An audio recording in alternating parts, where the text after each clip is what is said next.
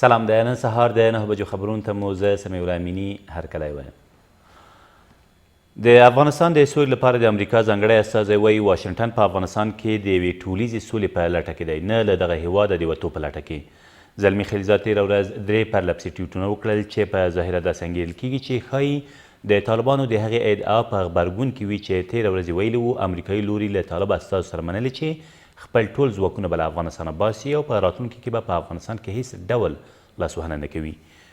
خو ښاغلي خلیلزاد بیا په خپلو ټویټونو کې واضح کړی د سولې ټولیزه هوکړه دا ده چې له افغانستانه باید هیڅ هیواد ونه ګواښل شي.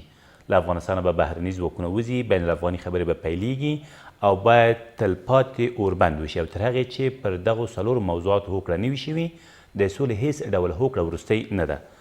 دا ټول په داسې حال کې دي چې زلمی خلیلزاد به په نږدې ورځو کې د اووم ځل لپاره له طالب استازو سره د قطر په دوحې کې وګوري. د افغانستان، روسیې، هند، چین، ایران او پاکستان د ملي امنیت سلاکارانو شپږ اړخیزه ناسته تیره ورځ په روسیې کې جوړه شوه. د روسیې، هند، چین، ایران او پاکستان د ملي امنیت سلاکارانو د افغانانو په مشرۍ او مالکیت د سولې له بهیره ملاتړ وکړ او همداراز یې له افغان دولت او د افغانستان له خلکو سره د خپلو همکاریو د دوام ډاډ ورکړ. د هیواده ملي امنیت سلاکار هم له افغانستان سره د یادو هیوادونو مرستې وستایلې او په بېلابېلو برخو کې د افغانانو د سولې بهیر بري لپاره یې د همکاریو د پراختیا غوښتنه وکړه. د فراه د بالابلوک ولسوالۍ لپاره د طالبانو نومول شوی ولسوال له خپلو یو شمېر کسانو سره ووژل شو. د فراه د امنیه قمندانۍ ویاند وایي دغه کس چې مولوي حسام الدین نومېده تیره ورځ د یادې ولسوالۍ په عارف آباد سیمه کې د بهرنیو ځواکونو په یو هوایي برید کې وژل شوی دی. د نوموړي په وینا په دې بمباریو کې د نوموړي 15 نور کسان هم وژل شوي او یو موټر یې هم له منځه وړل شوی دی. په افغانستان کې د ترهګرۍ پر وړاندې په مبارزه کې هره ورځ لږ تر لږه 50 تنه وژل کیږي او په دې توګه افغانستان د ترهګرۍ پر وړاندې د مبارزې د لومړي سنګر حیثیت لري چې له دغې ښکارندې سره مبارزه باید زموږ د کارونو په لومړیتوب کې وي.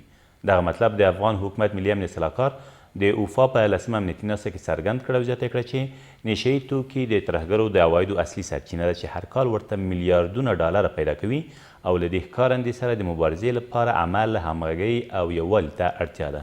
نوموړي همداراز په ډاګه کړه چې د تورو پیسو د سپینولو، د حوالو له غیر راجستر شویو سیستمونو څخه د پیسو ترلاسه کیدو او له څارنې پرته د خیرات په نوم سیمه کې د ترهګرو لپاره د مالي سپما ټولولو پر ضد کلکه مبارزه حتمي ده.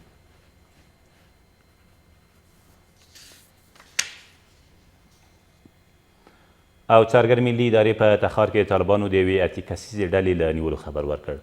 دا کسان چې تر دې مخکې د یاد ولایت په بېلابېلو سیمو کې په دولت ضد کړنو بوخت وو بالاخره د څارګر ملي ادارې په ځانګړو عملیاتو کې نیول شوي دي. د دغې ادارې د خبرپاڼې له مخې یادو کسانو پر خپلو جرمونو اعتراف هم کړی دی. دا تر دې مهاله وروستي خبرونه، تر بیا مو الله امان.